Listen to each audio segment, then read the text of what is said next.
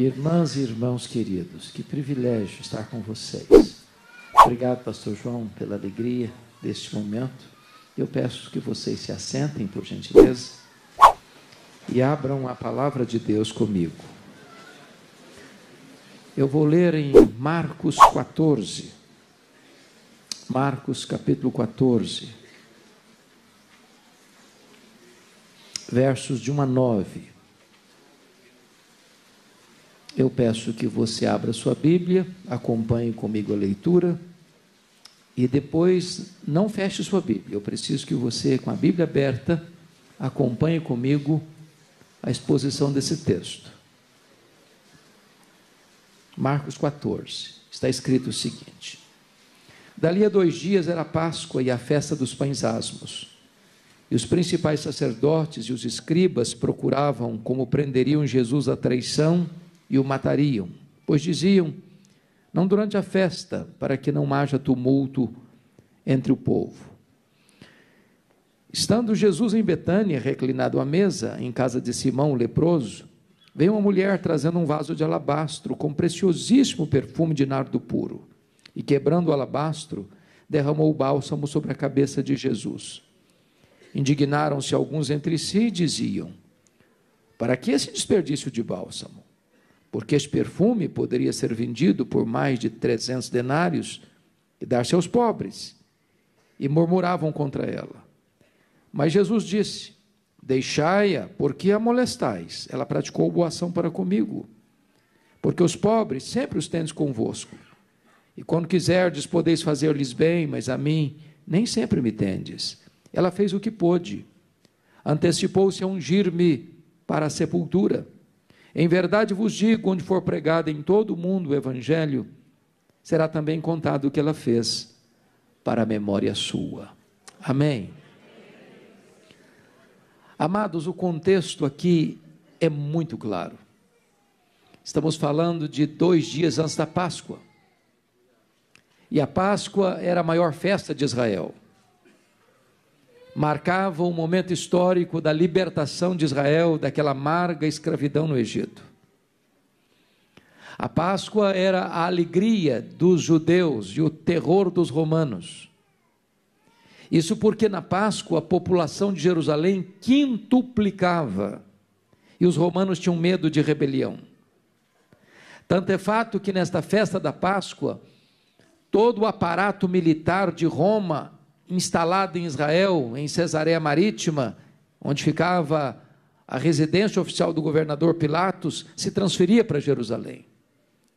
Até mesmo o tetrarca da Galileia, Herodes, no período da Páscoa, também transferia sua residência oficial para Jerusalém. E diz a Bíblia que 2 dias antes desta festa, as autoridades de Israel, os principais sacerdotes, os escribas, mancomunaram, urdiram um plano para prenderem Jesus à traição e matá-lo depois da festa.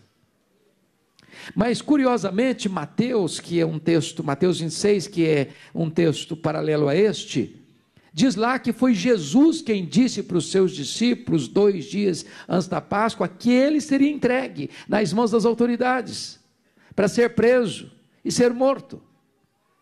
E aí você conclui que quando os homens pensam que eles estão no comando, eles estão apenas cumprindo uma agenda estabelecida pelo próprio Deus. Quem dirige a história não é o homem, quem dirige a história é Deus. Mas curiosamente, enquanto as autoridades de Israel querem prender e matar Jesus, ali bem próximo, ali bem perto, a 9 quilômetros de Jerusalém, na vila de Betânia, tem uma família que quer dar uma festa para Jesus. Jesus é esse personagem, amado por uns e odiado por outros, adorado por uns e rejeitado por outros. Mas é curioso que este jantar, ou este banquete, ou esta festa oferecida a Jesus em Betânia, acontece na casa de um homem chamado Simão. E a Bíblia tem o cuidado de adjetivar esse Simão, dizendo: Simão, o leproso. Quem é Simão? Eu não sei. A Bíblia não diz. E eu já aprendi uma coisa: onde a Bíblia não tem voz, nós não deveríamos ter ouvidos. Eu não sei se é o marido de Marta, se é o pai de Marta, eu não sei, a Bíblia não diz. Mas por que que ele é chamado de Simão o leproso? Eu pergunto a vocês, esse homem ainda era leproso? E a resposta categórica é claro que não. E por que que você sabe que não era mais leproso? Porque se fosse leproso, ele não podia nem ficar em casa. Quanto mais dar um banquete e receber alguém na sua casa. Mas se ele não era mais leproso, por que que Marcos nos diz que o jantar aconteceu na casa de Simão o leproso e não na casa de Simão o ex-leproso? Para nos alertar de um perigo ainda hoje, o perigo de rotular gente, o perigo de colocar um carimbo nas pessoas, porque rótulo, irmãos e irmãs, ficam, mesmo quando eles não são mais importantes e necessários. Quem estava doente foi curado, quem estava prisioneiro foi liberto, quem estava perdido foi salvo, mas o rótulo fica. Então não rotule gente. Agora, é interessante destacar que quem se evidencia nesse jantar é uma mulher. Esse texto está registrado em Mateus 26, em Marcos 14, em Lucas 22 e em João 12, os 4 evangelistas. Mateus e Lucas e Marcos não falam o nome dessa mulher, ela é incógnita. Mas em João 12, o nome dessa mulher aparece, ela é Maria, irmã de Marta e Lázaro. E Maria é um personagem tão lindo na Bíblia, porque é uma mulher tão fantástica, porque ela aparece só 3 vezes na Bíblia. E as 3 vezes que Maria aparece, ela está aos pés de Jesus. A primeira vez em Lucas 10, aos pés de Jesus para aprender. Não tem melhor escola do que aos pés de Jesus. A segunda vez que ela aparece, em João 11, ela está novamente aos pés de Jesus para chorar. Não tem melhor fonte de consolo do que aos pés de Jesus. Mas a terceira vez que ela aparece é aqui nesse texto e nos seus correlatos. Ela está novamente aos pés de Jesus, agora para agradecer. E a pergunta é: agradecer o quê? E o contexto é eloquente. Agradecer o maior milagre público de Jesus, a ressurreição de seu irmão Lázaro. Vocês conhecem bem a história. Quando Lázaro adoeceu, Jesus não estava em Betânia, ele estava distante de Betânia, 1 dia de viagem. E Marta e Maria mandam um recado para Jesus assim: Senhor, está enfermo aquele a quem amas. Elas não disseram, venha depressa, temos urgência, Lázaro está muito mal. Elas só disseram, está enfermo aquele a quem ama. Sabem por quê? Quem ama tem pressa em socorrer a pessoa amada. Agora pensem comigo nesta cena. Pensem comigo nessa cena. Se Jesus estava 1 dia de viagem, um mensageiro sai da casa de Marta e Maria 1 dia para chegar onde Jesus estava. Aí dá o recado assim: Senhor, Marta e Maria mandaram falar para o Senhor que está enfermo aquele a quem amas. Aí Jesus diz assim: vai lá e fala para elas que esta enfermidade não é para a morte, é para a glória de Deus. Quando o emissário acabou de sair, Jesus diz aí para os seus discípulos: Lázaro morreu.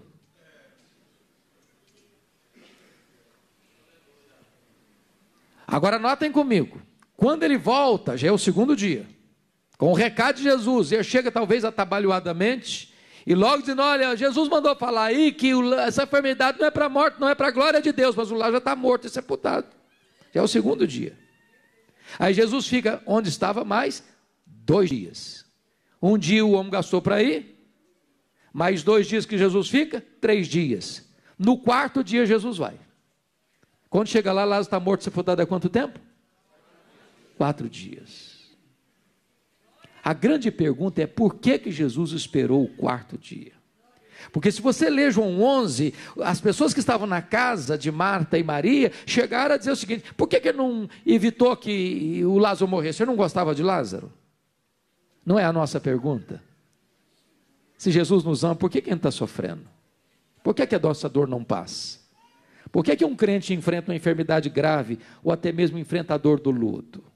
Por que Jesus esperou 4 dias? Por uma razão muito simples.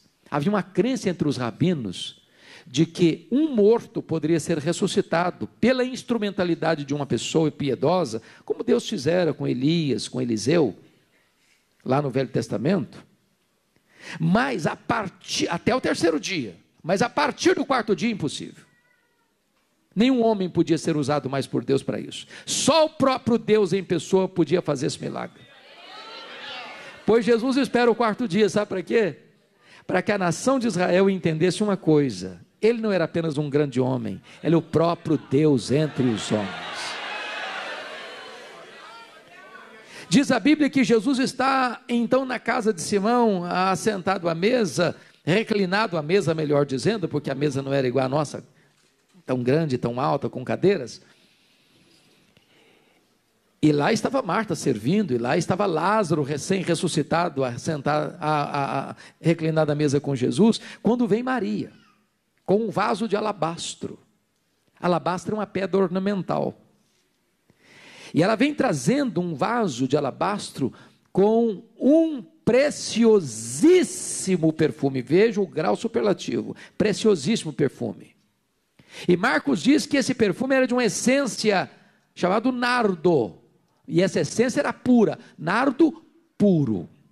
Diz Mateus 26 que o vaso está cheio. E diz João 12 que tem dentro desse vaso 1 libra de perfume. O que é 1 libra?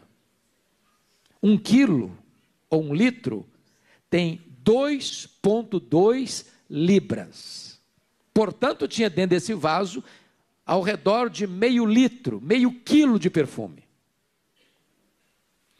Esse perfume foi avaliado em mais de 300 denários, caríssimo. E agora diz a Bíblia que Maria vem, se aproxima do lado de Jesus, por trás de Jesus, e quebra o vaso e derrama todo o perfume sobre a cabeça de Jesus.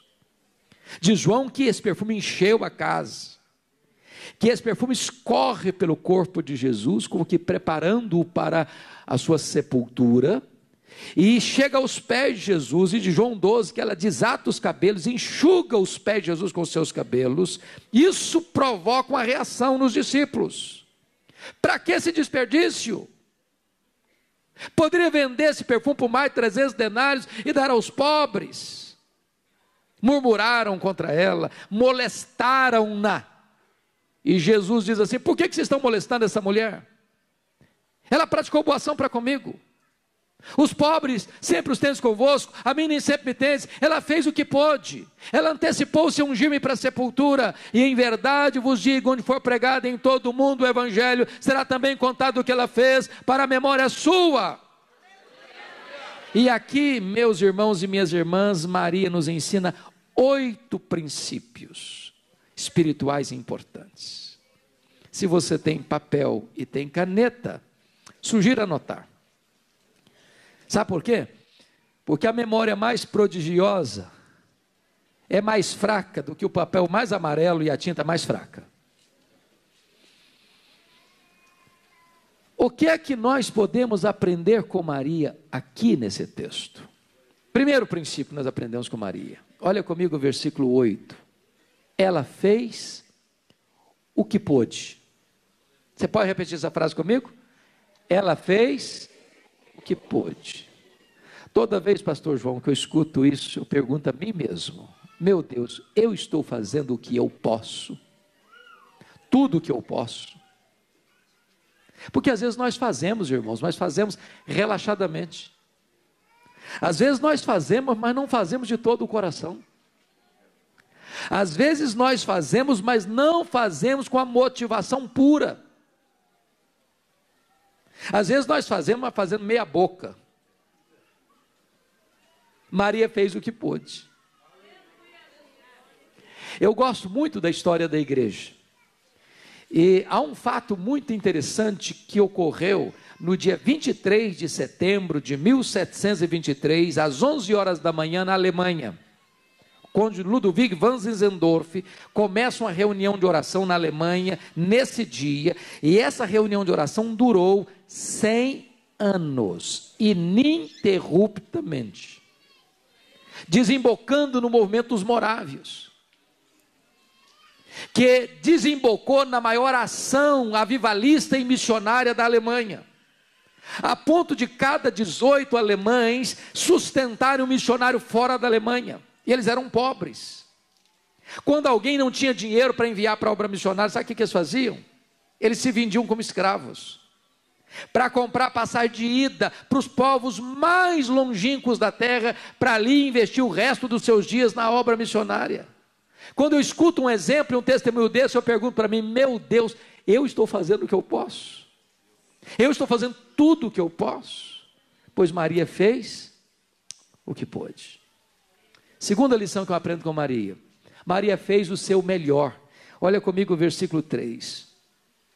Quando você escuta desse preciosíssimo perfume de nardo puro, é importante entender uma coisa. Essa essência da qual era feito o perfume, nardo, não tinha Israel.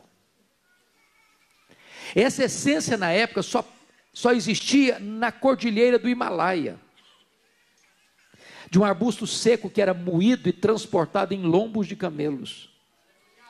Essa essência era raríssima e era caríssima. Para vocês terem uma ideia, quem avaliou o perfume mais de 300 denários entendia de dinheiro, ele era o tesoureiro do grupo. Diz João 12 que era Judas Iscariotes. E agora você chega a uma conclusão.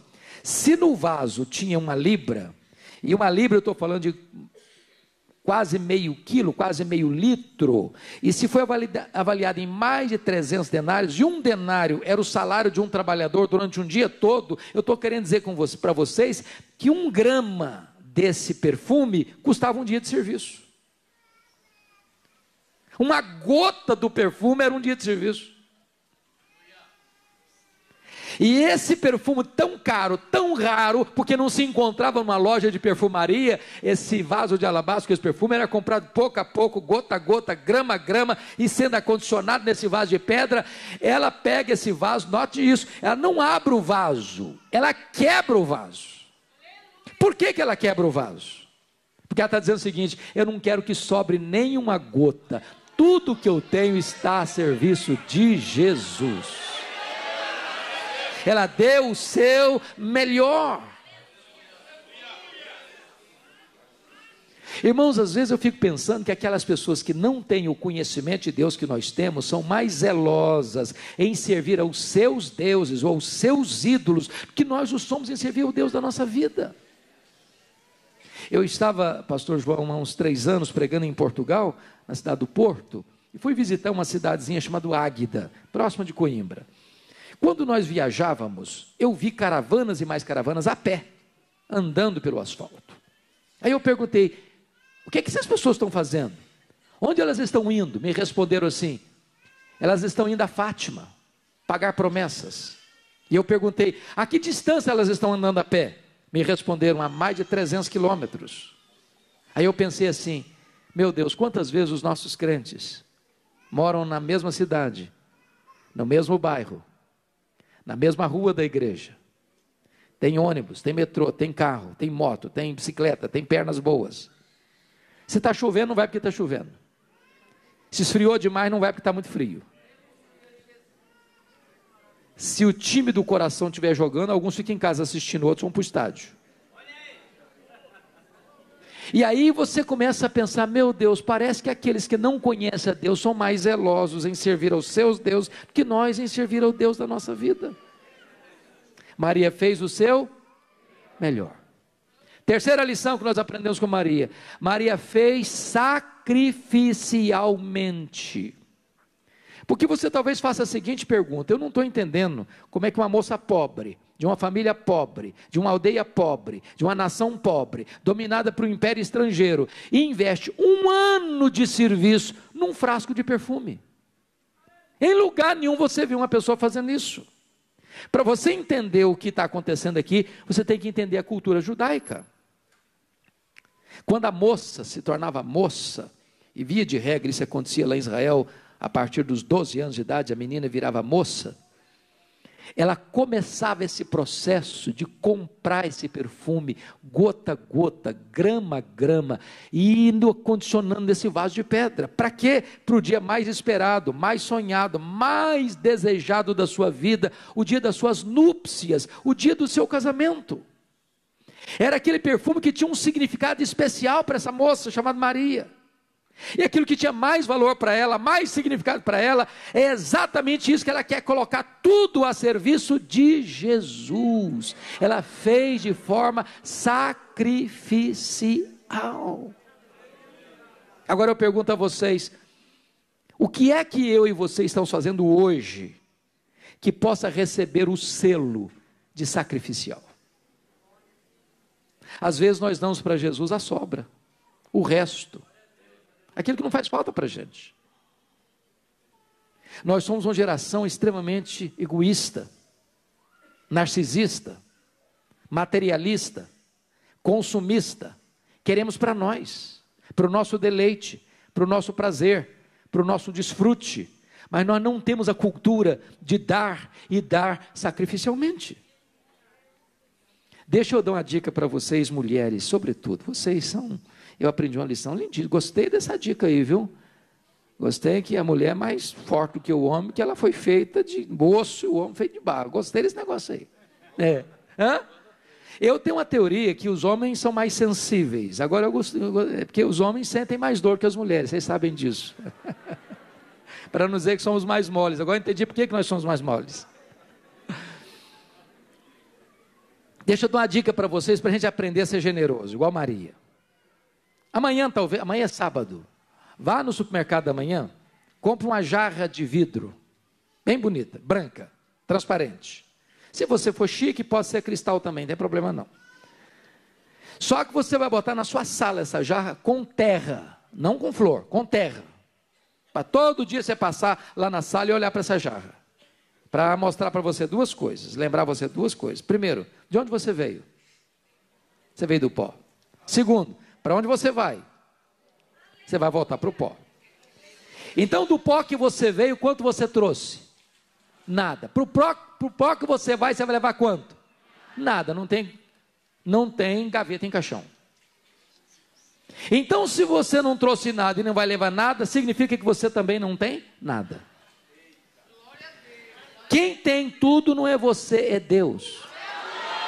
Quem é dono de tudo não é você, é Deus. Você é apenas mordomo, mordoma do dono.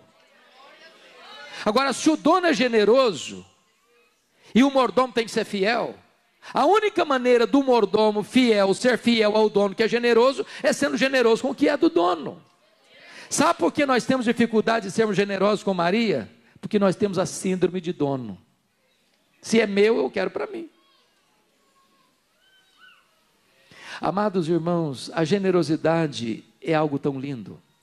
Me permita contar uma experiência que eu vi este ano, lá em João Pessoa, num congresso da Juvep. Aconteceu numa cidade do sertão da Paraíba, Itaporanga.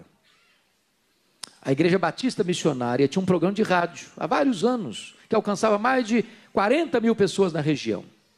E a igreja, muito fraca financeiramente, chegou um momento que não conseguiu pagar o programa. 2 meses inadimplente, não conseguia pagar o programa. Aí o pastor da igreja recebe um ultimato da emissora de rádio: ou o senhor paga o programa até segunda-feira, ou nós vamos tirar o programa do ar.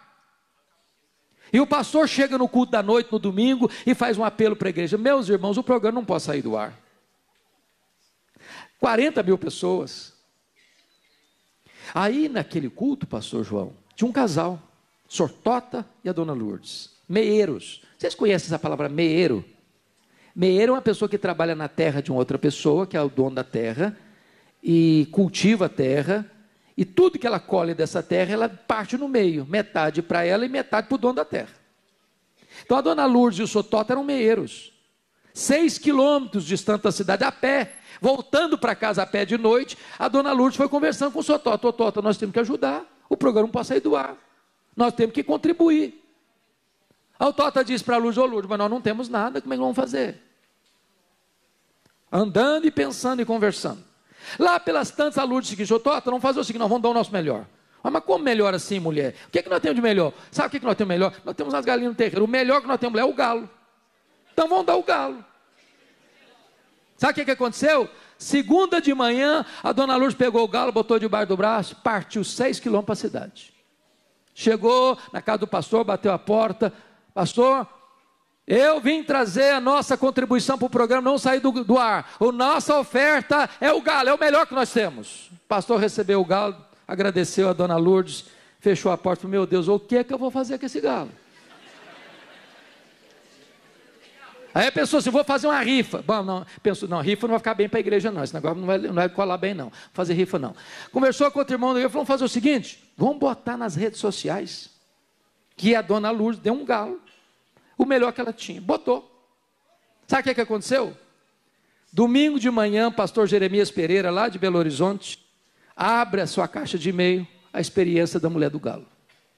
Tocou o coração dele, ele chegou na igreja: meus irmãos, o programa de rádio da Igreja Batista Missionária de Itaporanga não pode sair do ar, então vamos levantar uma oferta. Sabe o que fizeram? Levantaram a oferta e levantaram um recurso para 2 anos para pagar o rádio, 2 anos. Mandaram notícia para o pastor: o senhor pode ficar tranquilo, nos próximos 2 anos, o programa vai manter-se no ar e nós vamos mandar o dinheiro. Pois bem, o pastor Jeremias, que teve essa experiência, pregando no Canadá, contou a história da mulher do galo.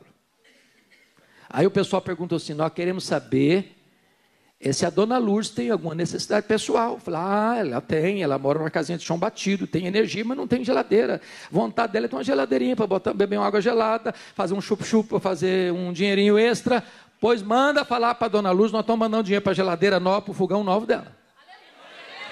Aí uma outra igreja escutou a história da mulher do galo e falou: o negócio é o seguinte, nós queremos saber como é que eles estão ganhando a terra. Ela não é meieira lá? Vai olhar a terra, quanto custa a terra? Vamos comprar a terra e dar para ela e para o senhor Tota.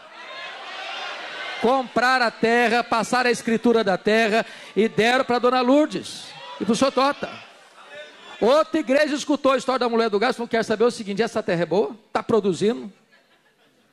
Tem irrigação? Tem poço artesiano, vamos cavar poço, vamos irrigar a terra, vamos mandar um engenheiro agrônomo lá, vamos cultivar essa terra para que ela possa produzir muito. Pastor Jeremias pregando em Nova York, alguém disse assim: eu quero saber como é que é a casa da dona Luz. Não, ela agora é dona da terra, a terra está produzindo, mas ela mora numa casinha de chão batido. Então, vai falar para a dona Luz, nós vamos fazer uma casa linda, casa bonita, casa grande, casa espaçosa, casa mobiliada, tudo que tem direito ela vai ter. Aí um repórter da Christianity Today, a mais importante revista evangélica no mundo, um repórter escutou a conversa, pegou um avião em Nova York, desceu em João Pessoa, foi em Itaporanga, para escutar o casal, o senhor Tota e dona Lourdes, para escrever essa história, para o mundo inteiro saber. Deixa eu dizer uma coisa para você: a alma generosa prosperará, diz a palavra de Deus. Ela não deu o galo esperando ganhar um galinheiro, não. Ela não deu um galo para ganhar o sítio, não. Ela deu o seu melhor e ela deu sacrificialmente. Mas Deus honra quando a motivação é pura e santa. Quarta verdade que nós aprendemos com Maria. Maria fez o que pôde. Maria fez o seu melhor. Maria fez sacrificialmente. Maria fez apesar das críticas. Eu sou pastor há 36 anos. Eu nunca vi uma pessoa se levantando para fazer algo importante na igreja sem enfrentar críticas. Olha comigo aí, versículos 4 a 6. Primeira crítica está escrita assim: indignaram-se alguns entre si e diziam: para que esse desperdício de bálsamo? Quem são esses alguns aqui? Os discípulos, os apóstolos, os líderes da igreja. Deviam estar felizes com ela, vou imitando o exemplo dela. Estão indignados com ela. Indignados com ela. Segunda crítica, versículo 5. Porque este perfume poderia ser vendido por mais de 300 denários e dar-se aos pobres. E murmuravam contra ela. Se a primeira crítica é indignação, a segunda é murmuração. Agora preste atenção que eles estão indignados, não é com o que ela está fazendo, é para quem ela está fazendo. Se fosse para os pobres, tudo bem, mas para Jesus, não, aí é desperdício. Agora, não é que eles não estão murmurando, não, eles estão murmurando contra ela. É claro que hoje não tem mais murmuração na igreja, né, irmãos? Esse negócio acabou, não acabou? Acabou? Aqui não tem mais, né, pastor? Acabou também. Aí vem a terceira, no versículo 6, olha aí comigo. Mas Jesus diz: deixai-a, porque a molestais, ela praticou boa ação para comigo. Indignação, murmuração, molestação. Gente, molestar hoje é crime, dá processo, dá cadeia. Foi preciso que Jesus saísse em defesa de Maria. Deixai-a. Então deixa eu fazer uma pergunta para vocês. Vocês estão fazendo a obra de Deus? As pessoas estão criticando vocês? Continue fazendo a obra de Deus.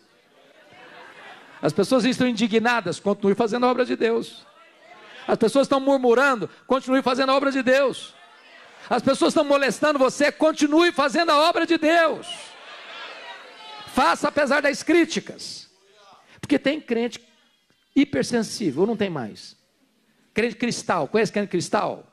Qualquer coisinha se melindra. Qualquer coisinha, mas também eu não faço mais nada na igreja. Eu fui fazer, me criticaram, agora também não faço mais nada. Também eu vou embora da igreja, eu vou para outra igreja, porque me criticaram, eu não quero mais ficar aqui. Conhece gente assim? Maria era uma mulher madura. Madura na fé. Faça apesar das críticas. Quem tem medo de críticas não serve a Deus. Quem tem medo de críticas está mais interessado no aplauso dos homens do que na aprovação do céu.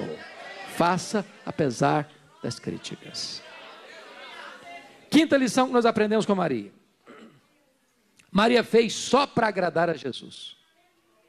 Você precisa ir para João 12 para entender isso. Diz o texto que Maria solta os cabelos, enxuga os pés de Jesus com os seus cabelos. O que tem isso a ver com a cultura brasileira? Nada. Só um gesto de humildade. Mas na cultura de Israel, isso era uma espécie de quebra de protocolo. Rompimento de paradigma. Uma mulher não soltava os cabelos em lugar público. Sabe o que eu aprendo com Maria aqui? Quando o seu coração está transbordando de alegria, de gratidão, de amor por Jesus, você não consegue ficar muito engessadinho em determinadas culturas. Você acaba extrapolando. Você acaba quebrando alguns protocolos, rompendo alguns paradigmas. Sabe por quê, irmãos? Que às vezes nós somos tão preocupados com o que as pessoas vão pensar de nós, que nós nos engessamos, com medo das pessoas criticarem a gente. Maria está dizendo uma coisa, só uma coisa me importa. Eu não quero saber o que eles vão pensar de mim, o que eles vão achar de mim, o que eles vão fazer, não julgar a mim. Eu só tenho um propósito do coração, é agradar a Jesus. E eu nem estou dizendo para você que você tem liberdade de sair aí desagradando as pessoas, não. Eu só estou querendo dizer para você que nós temos que ter uma motivação maior governando o nosso coração. Não é agradar a homens, é agradar a Jesus. Porque às vezes na igreja tem que agradar muita gente, hein, não? Tem que agradar aquele irmão, ele é o mais antigo da igreja. Se você desagradar que lançou a primeira pedra fundamental, você está frito. Tem aquele que conhece cada tijolo de cada parede, se você desagradar, você está perdido. Mas aquele outro irmão, se você desagradar também, você pode arrumar as malas e ir embora. Aí você agrada um, você agrada outro, você agrada outro, você fica pisando em ovos, aí você corre o risco de não agradar a Jesus. Nosso papel é agradar a Jesus.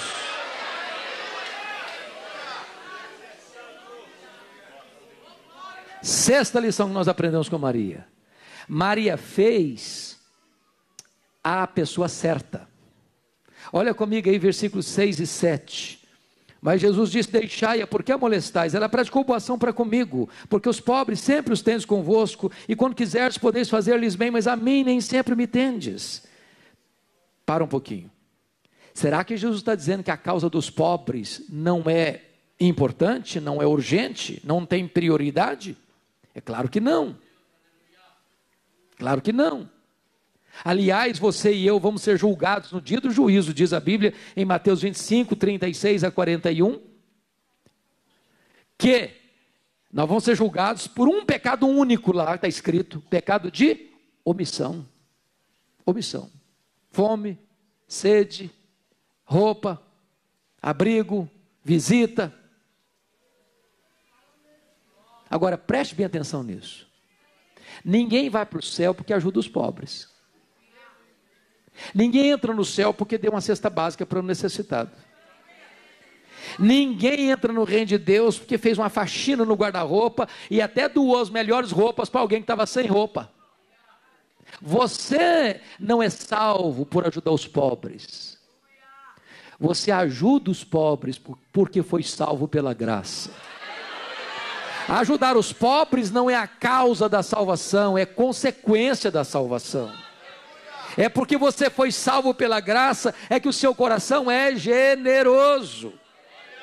Então Maria fez a pessoa certa. Sétima lição. Maria fez no tempo certo. Olha comigo o versículo 8, a parte B. Quando diz assim, ela antecipou-se a ungir-me para a sepultura. Vamos entender um pouquinho melhor isso aqui. Está escrito lá em Lucas capítulo 8, que algumas mulheres que foram curadas e libertas por Jesus, e outras muitas, foram acompanhando Jesus na itinerância dele pela Galileia, e vale destacar que tinha 204 cidades na Galileia, com mais de 15 mil habitantes. Preste atenção nisso. E Jesus ia de cidade em cidade, de aldeia em aldeia. E tinha Jesus, os 12 apóstolos, 13. As mulheres mencionadas pelo nome, 3. Então 13 mais 3, 16. Muitas outras, eu não sei quantas são muitas outras, mas devia ser bastante mais. Vamos pensar numa caravana pelo menos de 40 pessoas. De cidade em cidade, de aldeia em aldeia. E elas bancando o ministério de Jesus financeiramente. Logística, hospedagem, alimentação, roupa, calçado, toda essa estrutura. Não era simples, não era fácil. Tinha que ter mulher, porque o homem não dá conta disso. Então veja bem que essas mulheres subiram com Jesus para Jerusalém. Elas tinham escutado que ele ia subir para morrer. E elas sobem. Elas não se acovardam. Quando Jesus está lá no topo do Calvário, só tem João lá, apóstolo. Os outros não subiram. Elas subiram.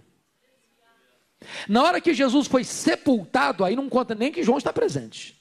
Mas Lucas diz que essas mulheres, preste atenção nisso, elas desceram para a sepultura e viram onde e como Jesus foi sepultado.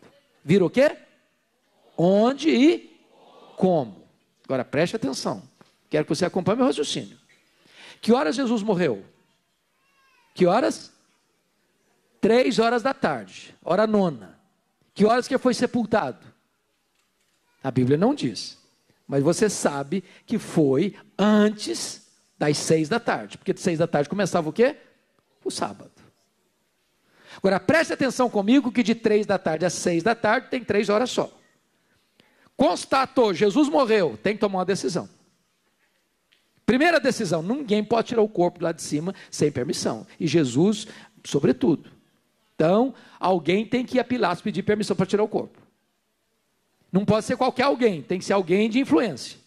Então, José de Arimateia, que era chamado também de senador, que era membro do Sinédrio, vai lá. Então, vai lá, pede permissão, discute o assunto, recebe permissão, volta para o local, tira o corpo, alguém tem que correr no mercado, comprar roupa para envolver o corpo, limpar o corpo, descer com o corpo, entrar lá no local onde tinha uma sepultura cavada na rocha, tirar a pedra, botar o corpo, sair de lá, virar a pedra, selar a pedra com o sinete, antes das 6.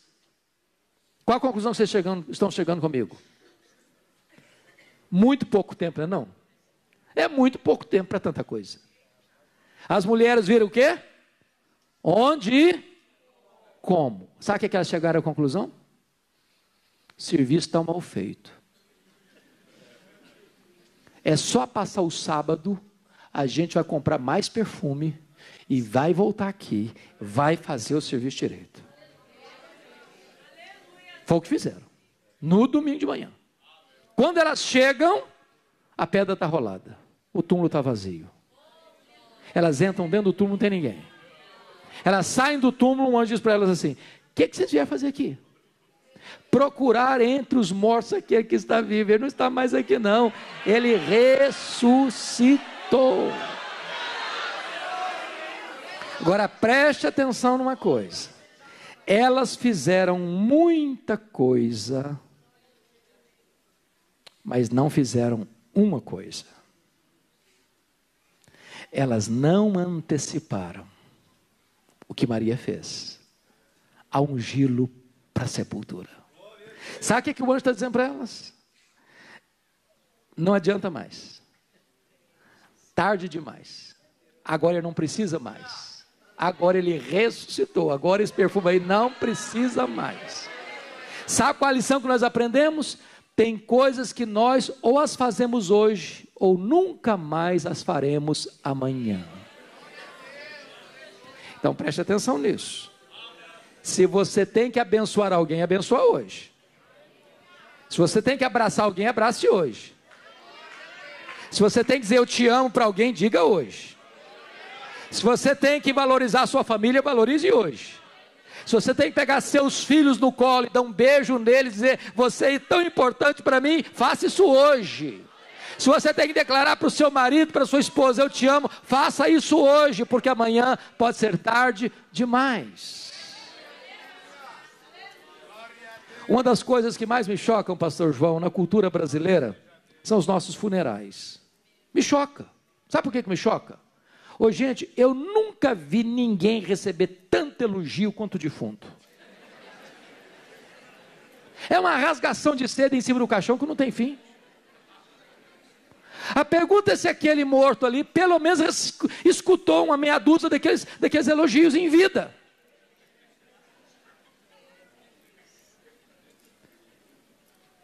Vocês já viram que morto recebe mais flor do que vivo? Faz sentido isso? Faz sentido isso? Eu fui num funeral em Vitória, no Espírito Santo, uma vez, contei 82 coroas de flores. Tiveram que contratar um caminhão só para levar as flores. E eu fiquei do lado olhando, falei, meu Deus, coitado do defunto, não consegue cheirar um botão de rosa mais, para que tanta flor para ele? Sabe por que os mortos recebem mais flores do que os vivos? É porque a voz do remorso é mais forte do que a voz da gratidão. Você tem que mandar flor para alguém, manda em vida. Você tem que homenagear alguém, homenageia em vida. Você tem que fazer alguma coisa por alguém, faça enquanto é tempo. Maria fez no tempo certo. Finalmente, último lugar, 8º lugar. Maria fez, vamos falar o 8º lugar, vamos repetir os 7 primeiros. Vocês têm memória boa? Então vamos lá. Primeiro, ela fez o que pôde. Segundo, ela fez, isso é melhor. Terceiro, ela fez sacrificialmente. Quarto, ela fez, apesar das críticas. Quinto, ela fez, só para agradar a Jesus. Sexto, ela fez, pessoa certa. Sétimo, ela fez, o tempo certo. Oitavo, ela fez com reflexos para a eternidade. Olha comigo o versículo 9. Em verdade vos digo, onde for pregado em todo o mundo o evangelho, será também contado o que ela fez para a memória sua. Oh, irmãs e irmãos queridos, prestem bem atenção nisso. O que aconteceu no recesso de uma casa humilde, na pequena aldeia de Betânia, está agora sendo contado dos eirados da história, nos ouvidos do mundo. A grande pergunta nesta noite é: o que é que você está fazendo hoje que vai reverberar para dentro da história e atingir as futuras gerações?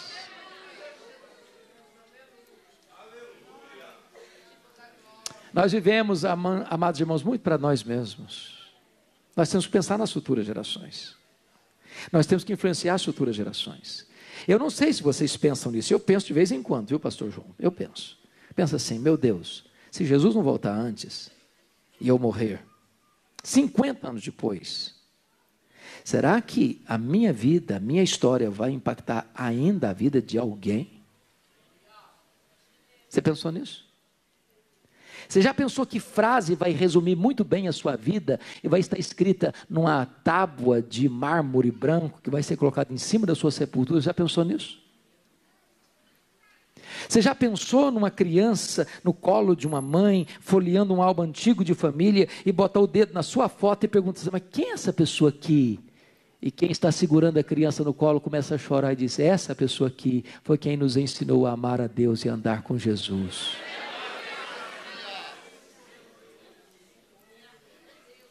Eu quero terminar contando para vocês 2 casos, um negativo e um positivo, e encerro.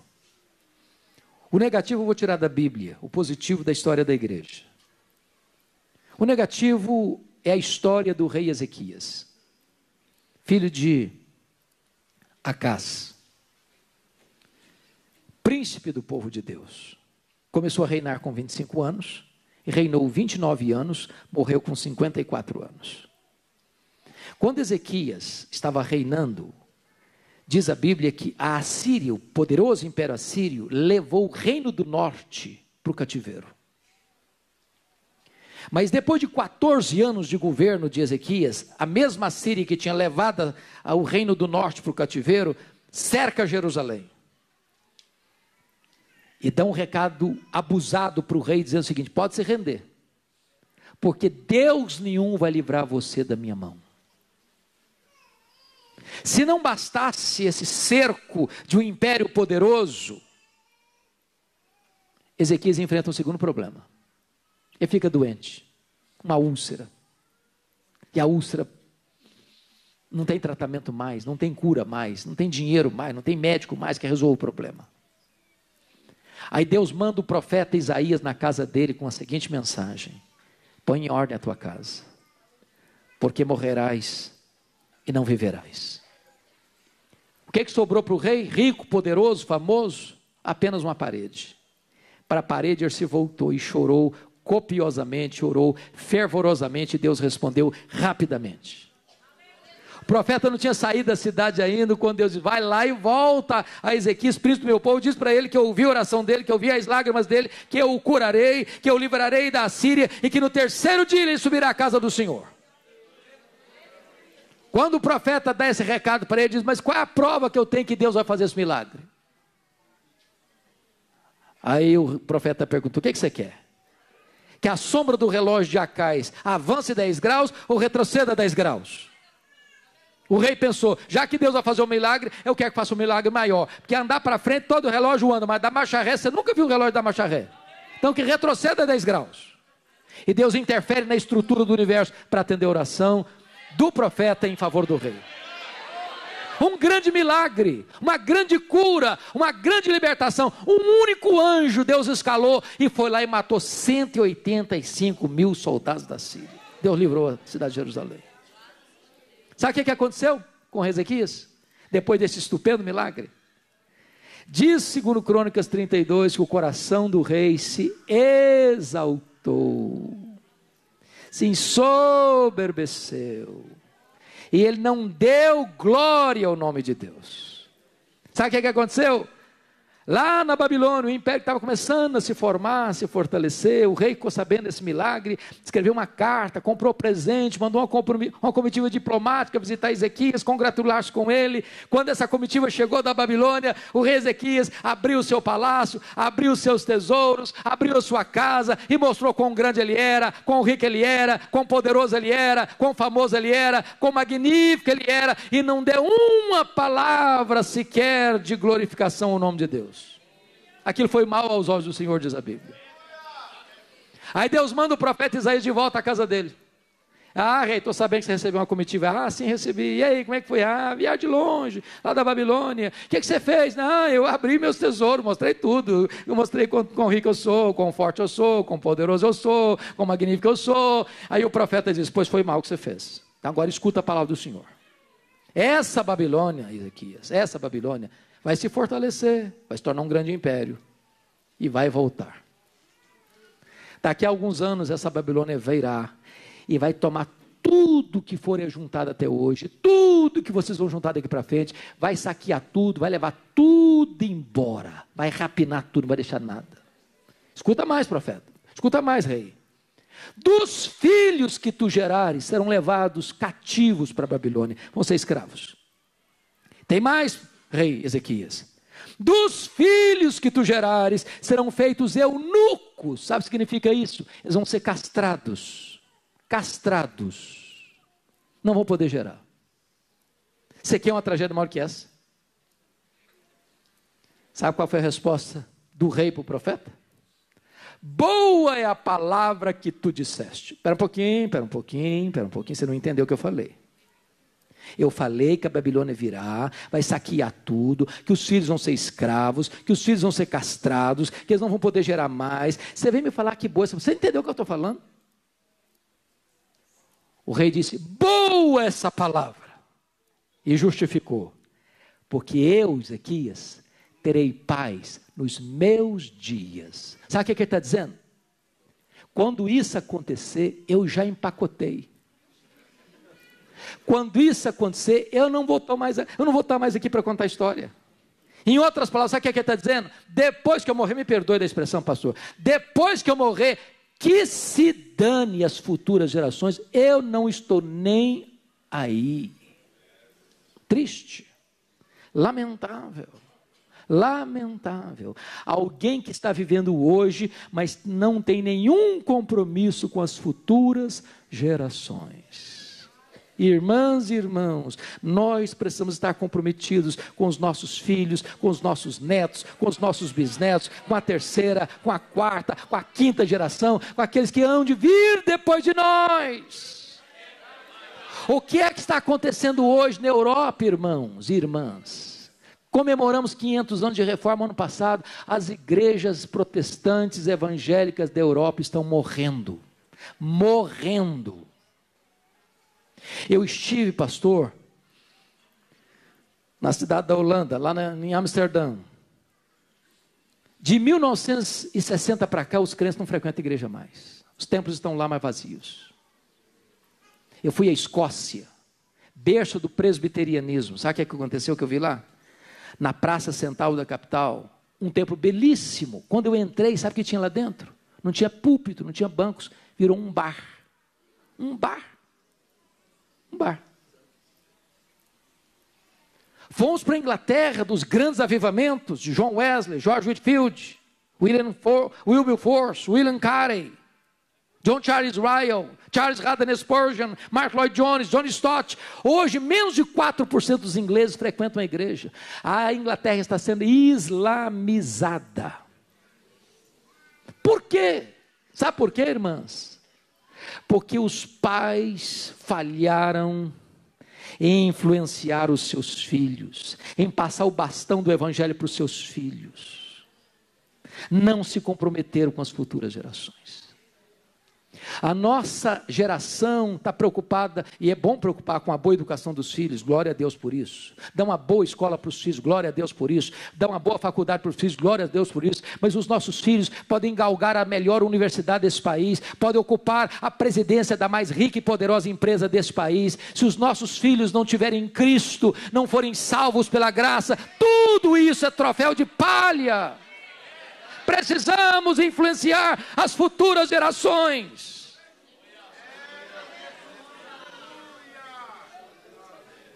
Nós não geramos filhos para a morte, nós não geramos filhos para o cativeiro, nós não geramos filhos para povoar o inferno, nós não geramos filhos para servir ao pecado. Os nossos filhos são herança de Deus, os nossos filhos são promessa de Deus, e nós não podemos abrir mão dos nossos filhos. Mas eu encerro com o último exemplo da história da igreja. O missionário David Livingstone, missionário inglês que foi servir a Deus na África. Passou toda a sua vida na África servindo a Jesus. Adoeceu na África e morreu na África. Quando ele morreu, os ingleses foram lá para pegar o corpo dele e sepultá-lo em Londres, na Inglaterra. Sabe o que os africanos falaram para os ingleses? Vocês podem levar o corpo dele, mas o coração deles vocês não vão levar, não.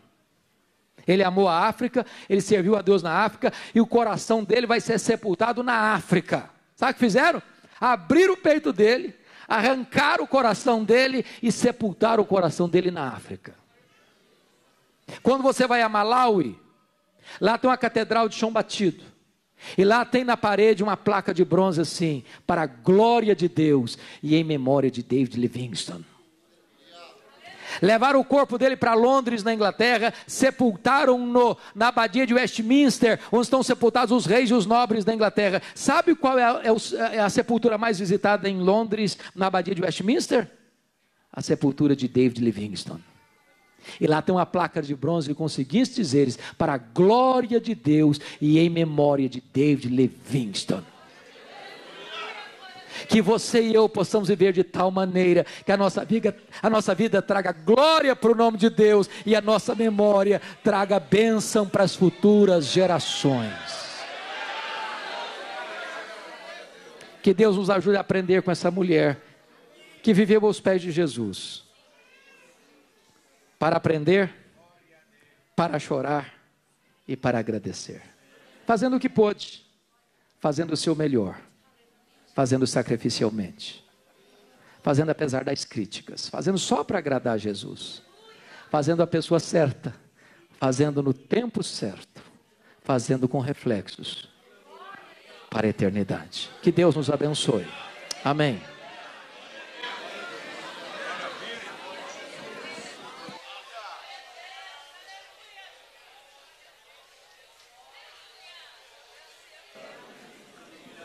Glória a Deus. Feche os seus olhos por um minuto. Feche os olhos. Curve a sua cabeça. Oh, aleluia. Como é doce a sua palavra, Senhor. Como é gloriosa a tua palavra. Aleluia. Deus. As irmãs adorando ao Senhor. E daqui a pouquinho estaremos encerrando.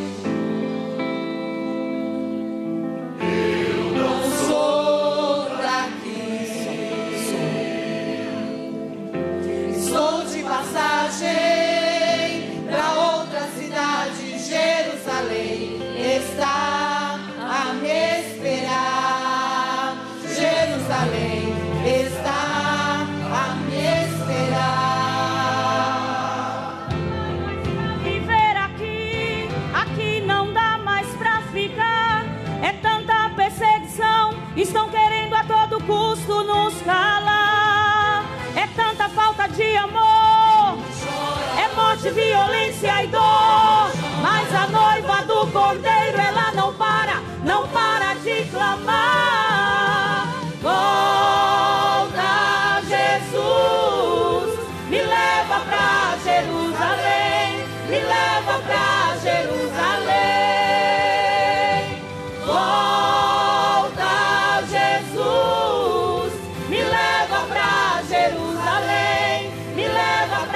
Jerusalém, morte não haverá, choro não haverá, tristeza não haverá, no céu é santo, santo sem cessar. Morte não haverá, choro não haverá, tristeza não haverá, no céu é santo, santo sem cessar.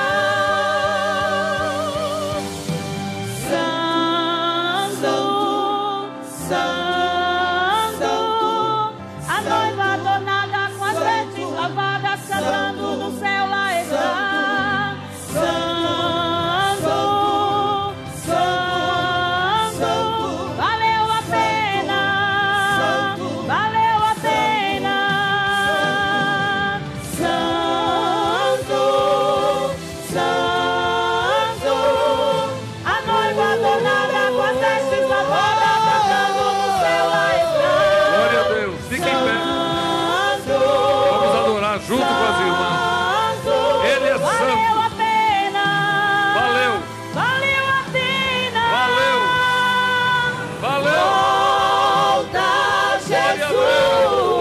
Jesus. Me leva pra Jerusalém. Volta, me leva Jesus. pra Jerusalém. Volta, Jesus. Me leva pra Jerusalém. Me leva pra Jerusalém. Morte não haverá, choro não haverá, tristeza não haverá.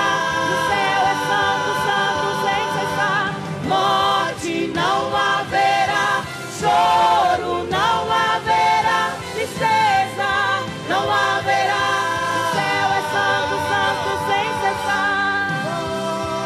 Pra Jesus, me leva pra Jerusalém. A igreja quer cantar com o círculo de oração. Os obreiros querem cantar junto com o círculo de oração.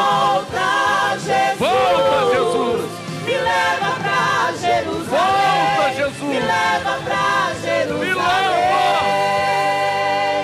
Para a linda pátria estou. Aleluia. Aleluia.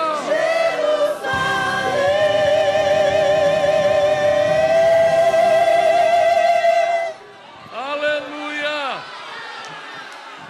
Ora mandui candarama. Oh, glória a Deus. Aleluia. Como Deus é bom. Quero agradecer mais uma vez aos irmãos do Jabaquara. Alexandre, vem cá, meu filho. Ore para nós ir para casa. Paz do Senhor, meus amados. Querido Deus e Pai, somos gratos a Ti, Deus. Por este dia maravilhoso que o Senhor Deus nos concedeu. Aí está a Tua igreja, Senhor Jesus. Leva todos em paz e em segurança, meu Deus. Dando aos Teus filhos, Pai, uma noite reparadora. E permitindo, Senhor, o nosso Deus, retornaremos, Senhor, meu Deus, a Te adorar. Aqui no dia de amanhã, Senhor Jesus. Aonde com certeza mais uma vez a Tua glória, Senhor, se manifestará. Assim como no de hoje, aleluia, foi manifesta. Somos gratos a Ti, Senhor. Somos gratos a Ti, meu Deus. E louvamos a Ti por tudo, em nome de Jesus. Glória a Deus. Pastor Laércio entregando a bênção apostólica. Feche seus olhos, estenda suas mãos, por favor. A graça de nosso Senhor Jesus Cristo, o amor de Deus, a comunhão do Espírito Santo, esteja com cada um de nós agora e sempre. Todos digam...